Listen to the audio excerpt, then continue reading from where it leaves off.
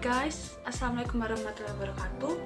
Kembali lagi sama aku Sherla Anita Trianto, dipanggilnya Sherla bukan Starla, nanti dikira surat cinta untuk Starla.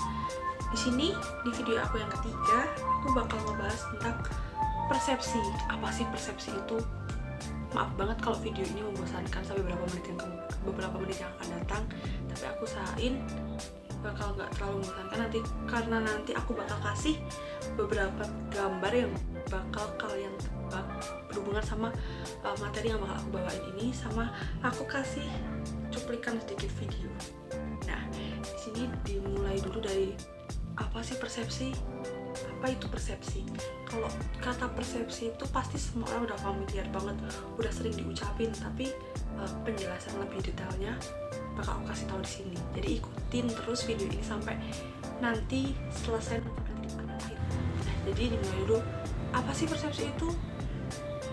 Jadi persepsi itu adalah proses kognitif yang dimana manusia atau individu itu bakal mengenali, mengorganisir, memahami sensasi-sensasi yang diterima atau didapat dari stimuli-stimuli yang ada di lingkungan sekitar kita, atau informasi yang didapat dari lingkungan sekitar kita.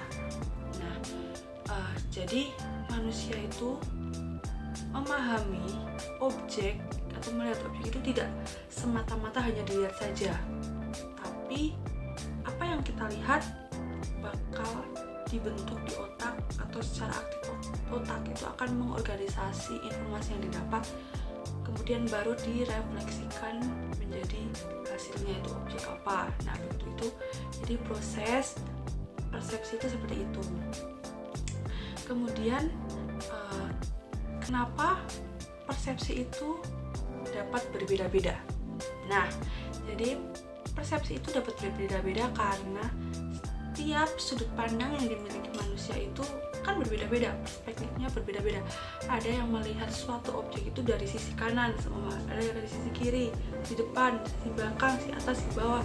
Nah, hal seperti itu yang mengakibatkan banyak atau perbedaan antara persepsi satu orang ini dengan orang yang lain. Juga karena persepsi itu fenomena psikologis, jadi kadang apa yang kita persepsi itu objeknya tidak nyata. Nah, hal itu bisa terjadi karena apa? Ya, karena manipulasi. Jadi manipulasi itu bukan hanya buat video, foto, atau sistem-sistem atau apapun itu, tapi pikiran manusia pun bisa dimanipulasi. Nah, seperti itu yang mengakibatkan kadang kita itu mempersepsi sesuatu itu bisa salah dan menyebabkan perbedaan antara persepsi satu orang ini dengan orang lain. Nah, jadi buat lebih kalian agar paham tentang persepsi itu seperti apa, aku bakal kasih beberapa gambar, sama nanti juga ada video. Tapi sebelumnya kita ke gambar dulu. Kalian lihat gambar itu, kemudian coba tebak ada berapa gambaran yang kalian lihat gitu.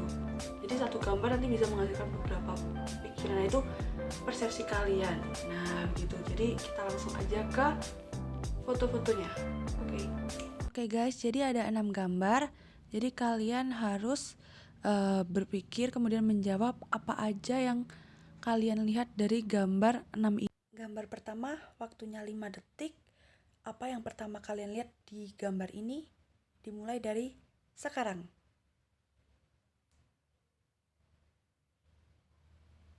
Nah, apa yang kalian lihat pertama di gambar ini? Apakah A, pemandangan, atau B, muka singa? Gambar 2, waktunya 5 detik, dimulai dari sekarang. Cukup, jadi apa yang kalian lihat? Gambar 3, waktunya 5 detik, dimulai dari sekarang. Cukup, jadi apa yang kalian lihat? Berikutnya gambar 4, waktunya juga 5 detik, dimulai dari sekarang. Selesai, apa yang kalian lihat? Berikutnya gambar 5, waktunya juga 5 detik, dimulai dari sekarang. Selesai, jadi apa yang kalian lihat pertama kali? Berikutnya gambar yang terakhir, waktunya juga 5 detik, dimulai dari sekarang.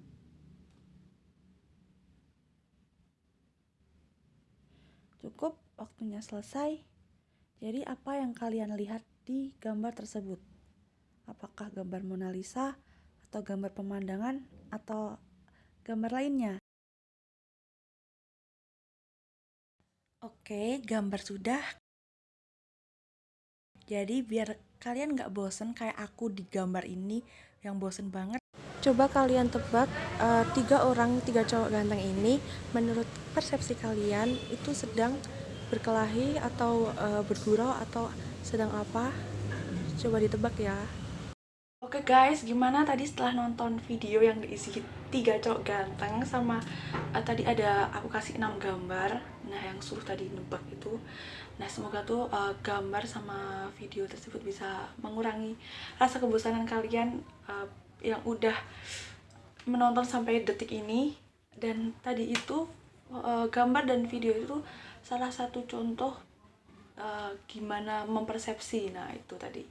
Jadi biar nggak lama-lama lagi, kita mending langsung lanjut aja ke yang berikutnya, yaitu teori-teori yang ada di persepsi. Jadi teori yang ada di persepsi itu ada 2. Yang pertama ada teori bottom up dan kemudian ada teori top down.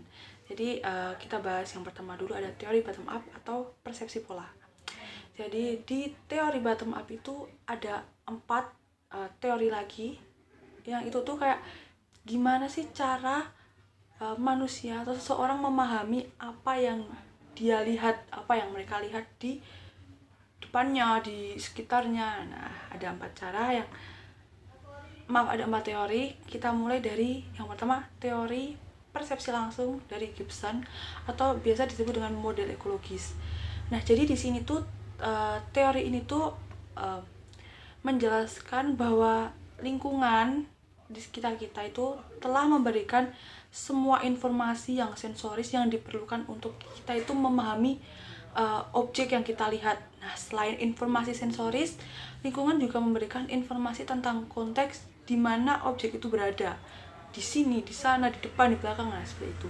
Dan juga tidak diperlukan proses berpikir tingkat tinggi untuk mempersepsi objek-objek tertentu. Nah, kita kadang tuh bisa mempersepsi objek itu dengan cepat, gak usah selalu memikir yang panjang-panjang, yang lama-lama. Kita udah bisa tahu ini benda apa, ini apa. Nah, seperti itu. Ada contohnya. Nah, ini dia contohnya. Kalian bisa baca, ini bisa diartikan banyak ya, kayak the cat atau the chat bisa. Oke, kemudian kita lanjut ke yang kedua, teori template. Nah, jadi di teori template ini tuh kita di otak tuh sudah tersimpan berbagai template atau pola-pola yang kita gunakan untuk mengenali objek-objek. Kayak di pikiran kita ada ini buat mikir ini objek apa, kotak itu apa, lemari. Nah, seperti itu. Jadi kita di otak membandingkan pola objek yang kita lihat sama yang tersimpan di pikiran kita. Nah, kemudian yang ketiga ada teori ciri atau teori pencocokan fitur. Nah, jadi di sini tuh kita mencocokkan ciri-ciri objek dengan ciri-ciri yang tersimpan di dalam memori kita. Nah, contohnya itu seperti jika kita itu ingin masuk ke mau daftar akun, nah gitu tuh ada kayak suruh nyamain mana gambar yang ada sepedanya. Nah, ada 6 kotak atau berapa kotak itu kita suruh nyamain, suruh milih ini gambar sepeda, ini gambar sepeda. Nah, seperti itu contohnya. Nah, ini dia gambarnya. Kemudian ada yang terakhir, yang keempat ada teori pengenalan berdasarkan komponen. Jadi di teori ini tuh kita mengenali objek yang kita lihat itu, mengamatinya itu dengan melihat sudut-sudut, kemudian kita mendekomposisi objek menjadi gion-gion. Gion itu komponen objek yang dapat direkomposisi ke dalam bentuk alternatifnya. Nah, seperti gambar ini. jika kita lihat gambar ini jika disambung seperti lampu belajar itu ya yang ada di meja belajar. Oke, kemudian kita lanjut ke yang kedua atau yang terakhir, ada teori top down atau pendekatan konstruktif. Nah, jadi persepsi itu di sini konstruktif. Yang dimaksud dengan persepsi itu konstruktif itu apa? Itu orang yang mempersepsi, membangun atau mengkonstruksi pemahaman kognitif atau persepsi atas suatu stimulus. Jadi informasi sensoris hanya berperan sebagai landasan bagi struktur, tapi untuk mengkonstruksi gambaran utuh tentang objek diperlukan ada pengetahuan dan pengalaman. Pengetahuan itu apa yang kita pelajari, Kak. Kita dulu sudah tahu ini apa. Nah, kemudian saat kita menemukan itu lagi, kita jadi tahu ini, oh ini barang yang waktu itu. Nah, seperti itu. Kemudian ada pengalaman, kayak seumpama kita mengalami suatu hal, kemudian kita mengalami hal lagi, jadi kita udah kayak tahu, kita udah pernah mengalami hal tersebut. Nah, di sini itu persepsinya di sini tuh, kalau tadi persepsinya itu yang tidak membutuhkan proses berpikir tinggi, kalau yang di sini tuh hasil proses kognitifnya malah tingkat tinggi atau yang disebut dengan intelligent perception. Nah, seperti ini contohnya. Terdapat kata, kemudian ada yang kosong. Nah, itu kan bisa dibaca berapa kata ya, banyak kata ya. Nah, oke, kemudian kita lanjut ke penggunaan teori bottom up dan top down. Jadi walaupun tadi teori ini berbeda dan tadi ada yang bottom up ada banyak, terus ada 4 tadi, terus yang top down cuma ada 1, tapi kedua teori ini tuh mereka itu saling melengkapi. Jadi ketika suatu stimulus sangat informatif, jelas pola atau komponen cirinya, jadi kita tuh cenderung mempersepsinya itu secara bottom up. Kalau stimulusnya sangat informatif, kita secara bottom up karena mudah dan tidak memerlukan proses pikir yang lama atau tingkat tinggi. Kemudian kalau stimulusnya itu kayak tidak lengkap, kayak tadi gambar yang barusan aku kasih lihat yang kosong itu, nah itu kan kayak kita memiliki banyak pilihan pikiran apa yang dikeluarkan buat ngisi itu ya, kayak tadi itu kayak stop kan banyak. Nah, itu kita memerlukan persepsi yang dibangun secara top down, karena kita itu top down itu memanfaatkan pengetahuan awal yang kita punya. Nah, oke, kita udah sampai ke akhir dari video ini. Terima kasih banget yang udah nonton video ini sampai detik ini, sampai akhir ini.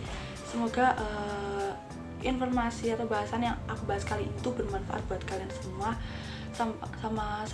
Aku minta maaf banget kalau ada salah kata atau omongan aku yang kayak nggak jelas, maaf banget. Semoga kalian terhibur sama video sama foto tadi. Kalau kalian ingin lebih belajar lagi tentang persepsi, coba kalian bisa cari di YouTube atau cari di internet atau apapun itu tentang tes ilusi kayak tadi yang buat kalian biar lebih paham tentang persepsi. Jadi terima kasih, itu sampai di akhir video. Wassalamualaikum warahmatullahi wabarakatuh. Dadah, sampai jumpa ke video-video selanjutnya.